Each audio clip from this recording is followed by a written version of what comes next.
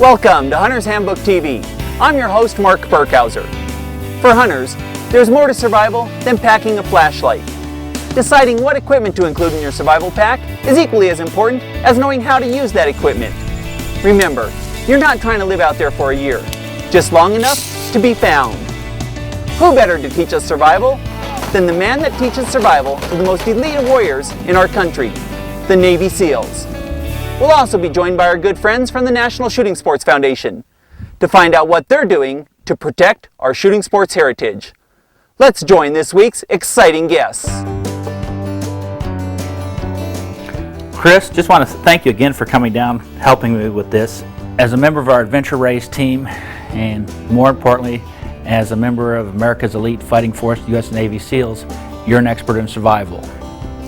I brought my gear that I have here to go out on a hunt that I'm planning or going out in the fall, some survival gear.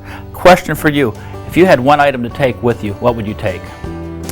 Well, there's really not one item that I would think about bringing, but the good part is that you're thinking about planning about what you're going to bring out there. So what I'd like to do is go through the gear that you brought, and this is your actual gear that you're planning on bringing out, and just kind of talk about some different things you might want to think about prior to going out, because that's really the most important step.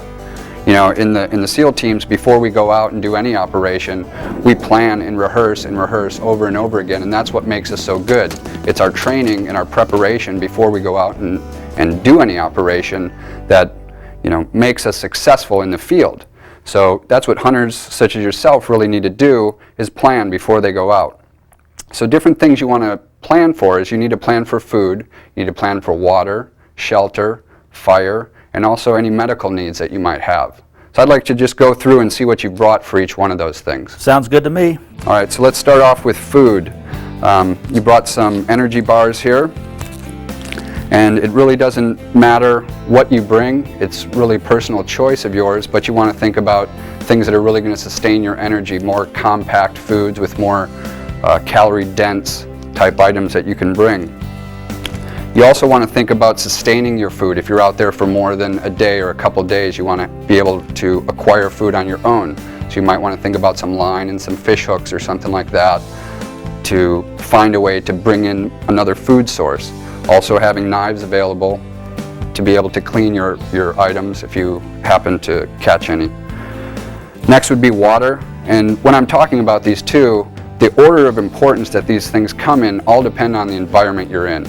If you're in the desert, water is going to be your number one thing that you need to concentrate on doing first. If you're up in the mountains, if it's a cold environment, shelter is going to become your primary thing that you need to target on working on first.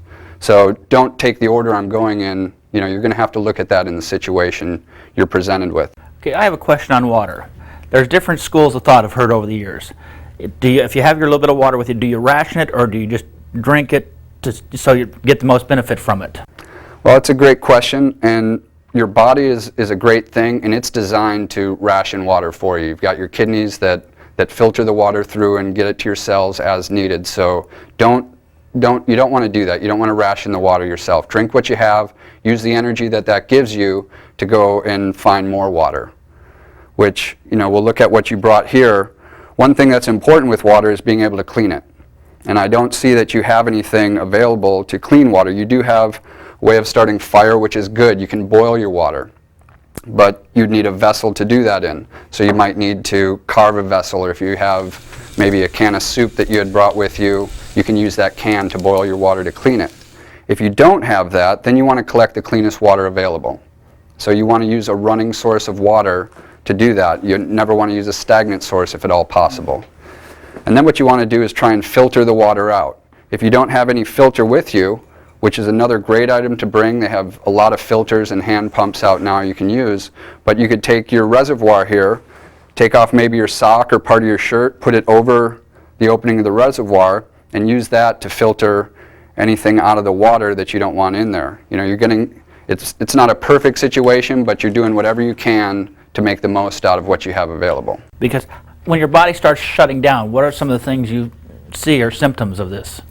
It's going to be central nervous system things. Obviously, you're going to have thirst, you're going to have a dry mouth. When you have that, that's already a sign that you're dehydrated. But different things are going to start happening. You're going to get tired, you're going to get hot, you know. Any of these signs you see, you want to realize, you want to slow down what you're doing, try and get out of the heat, and find any way you can to get water into your system. Stay tuned to Hunter's Handbook for more information.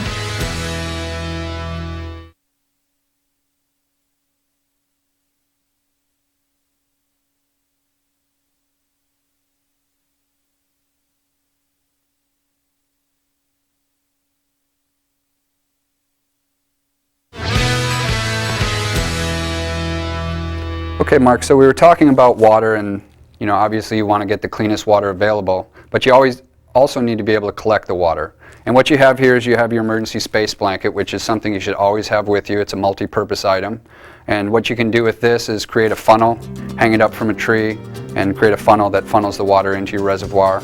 Or you can also, you know, as you sleep, hang it upside down so it's a little bowl shaped, and you can collect condensation. You know, put a little rock in the middle, cut a hole in the bottom. You can sleep under it, and you can also collect water at the same time. And then, of course, as a shelter, which is another one of our priority items that you need to think about, you know, you have your emergency blanket available. So depending on where you are, if I'm going to be, you know, my trip upcoming is going to be in the mountains, then, you know, shelter is going to be a higher priority because that temperature is going to plummet. Once the sun goes down, or starts to go down even, it starts dropping. Right. Yeah, depending on your environment, again, your priorities are going to change. If you're in the mountains, like you said, shelter's number one. If you move to the desert or a desert environment, something where you need water right away, you know, it's all going to depend on your environment, and knowing and planning before you go out there is really going to become paramount. Something I want you to take a look here is I put together a little first aid kit, and in it, you know, I have some anesthetic wipes, blood clotting material, and some more, you know, wipes, you know, in case, you know, of a bad cut or something like that, or a sting or something. What are anything you might want to add to a first aid kit? Well, the most important thing, I think, is not what you bring with you, because, you know, anyone can tell you different things to bring, and you can bring a small kit or a larger kit. But the important thing is knowing what to do in an emergency situation. So it goes into training, it goes into planning. And, you know, if somebody's bleeding, what you have to do is stop the bleeding. You know, a lot of people see somebody bleeding, and they'll be digging through their medical kit trying to find just the right thing to stop the bleeding, when all they really need to do is grab them and stop the pressure with their hand. You know, in our situation, you know, you always want to, you know, we think about tourniquets. A lot of people think, you know, tourniquets are bad, which they can be if you don't know how to use them. So you need to learn how to use these items.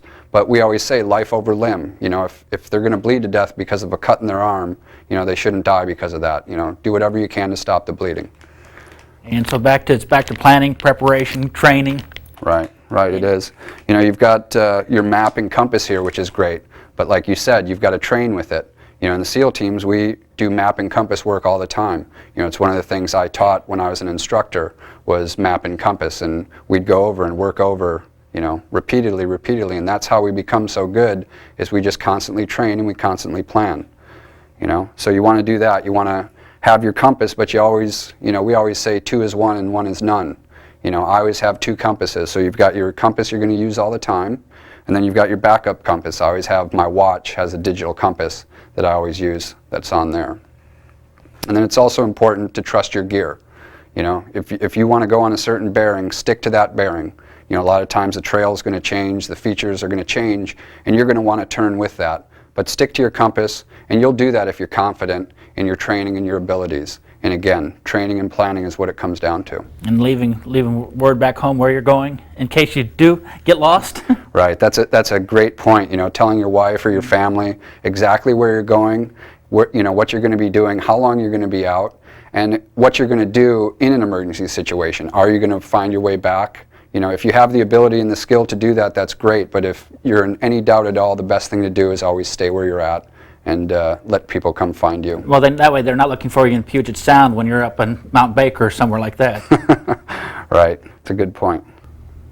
Chris, I would like to thank you, you know, on behalf of Gerber Legendary Blades and Hunter's Handbook TV and the citizens, the people of America, for your dedication, yours, the U.S. Navy SEALs, and our armed forces to defending our freedoms and allowing us to enjoy the principles that this country stands for and the ability to be able to go out and hunt.